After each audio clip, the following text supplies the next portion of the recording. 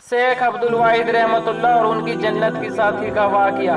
शेख अब्दुल वाहिद रहमतुल्लाह फरमाते हैं कि एक बार मैंने अल्लाह ताला से दुआ मांगी कि या अल्लाह, आपको जन्नत में जिसको मेरा साथी बनाना चाहते दुनिया में ही मेरी उनसे मुलाकात करवा दीजिए।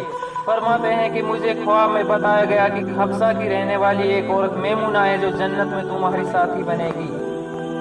लिहाजा मैं उस बस्ती की तरफ चल पड़ा। जाकर बस्ती वालों से पूछा तो उन्होंने कहा वह तो बकरियां चराती है और उस वक्त बाहर कहीं बकरियां चरा रही होगी। फरमाते हैं कि मैं चल पड़ा।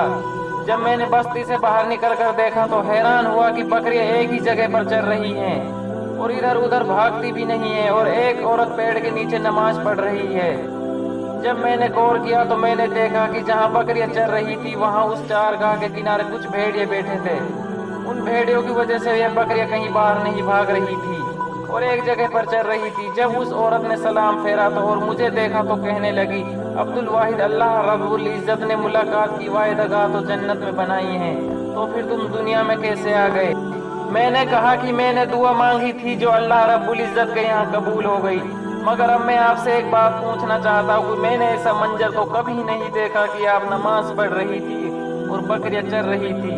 भेड़िए बैठे हुए थे, वे बकरियों को कुछ नहीं कह रहे थे। मुझे इसका राज समझ में नहीं आ रहा।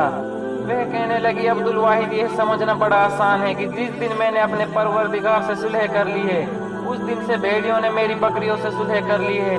मालूम हुआ कि फस्कुरूनी उसकुरूकुम का एक मतलब यह बना है कि बंदो, तुम मुझसे सुलह कर लो, मैं मखलूक के तुम्हारे साथ सुलह कर दूंगा।